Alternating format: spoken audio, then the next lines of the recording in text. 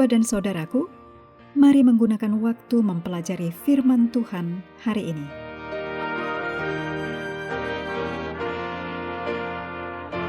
Hari Minggu, tanggal 6 April, judulnya Prinsip Penyebutan Pertama.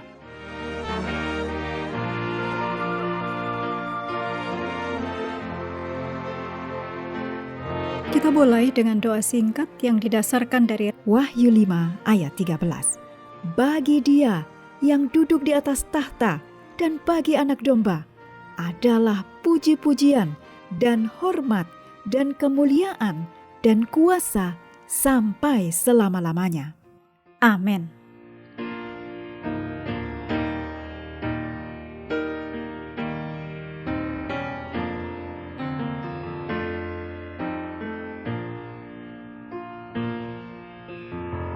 Sebagian besar program akademik dimulai dengan kelas survei umum, sering diberi nomor 101.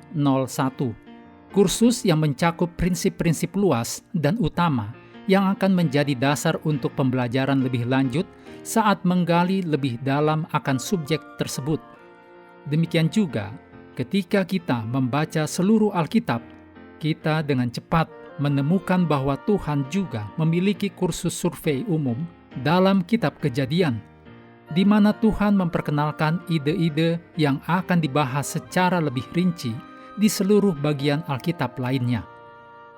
Secara umum, pertama kali sebuah konsep atau simbol disebutkan dalam Alkitab, terutama jika dalam pasal-pasal awal kitab Kejadian.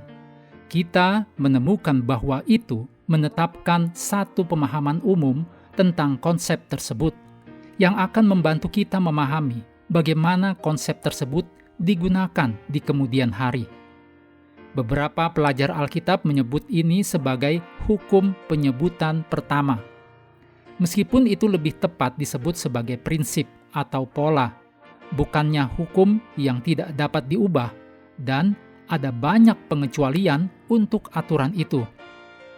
Pola yang tampaknya muncul baik dalam pelajaran Alkitab secara umum maupun dalam nubuatan Alkitab adalah bahwa Tuhan secara perlahan memberikan informasi kepada anak-anaknya dari waktu ke waktu, dimulai dengan konsep dasar dan kemudian memperbesarnya berkali-kali selama bertahun-tahun atau bahkan berabad-abad.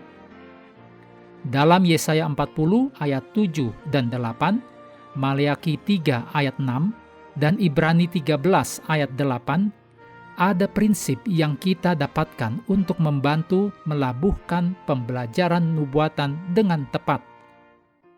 Sebagian besar dunia modern berbicara tentang kebenaran relatif, alih-alih kebenaran, karena diasumsikan bahwa kebenaran adalah hal yang lunak yang dapat berubah seiring waktu, atau dalam beberapa kasus, konsep kebenaran itu sendiri dianggap mencurigakan. Namun, ketika Tuhan menetapkan kebenaran, Tuhan tidak mengubah pikirannya.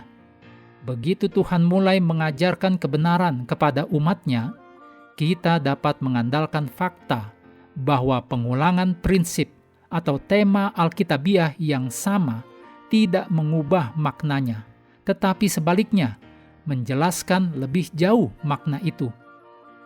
Oleh karena itu, sangat masuk akal dalam mempelajari nubuatan untuk mengembangkan satu pemahaman yang baik tentang kitab Kejadian, di mana kita menemukan banyak konsep kunci yang dijelaskan untuk pertama kalinya, dan kemudian membawa pemahaman mendasar itu saat menjelajahi bagian lain dari Alkitab.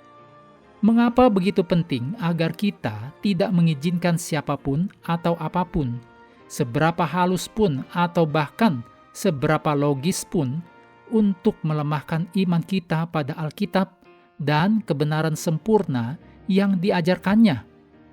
Diskusikan apa saja cara-cara halus sehingga pelemahan ini bisa terjadi. Mengakhiri pelajaran hari ini, mari kembali ke ayat inti. Yohanes 1 ayat 29. Pada keesokan harinya, Yohanes melihat Yesus datang kepadanya, dan ia berkata, "Lihatlah, Anak Domba Allah yang menghapus dosa dunia." Sahabat juga perlu melengkapi waktu untuk bersekutu dengan Tuhan setiap hari dengan bacaan Alkitab sedunia. Percayalah kepada nabi-nabinya yang melanjutkan dari Wahyu pasal 12. Tuhan memberkati kita semua.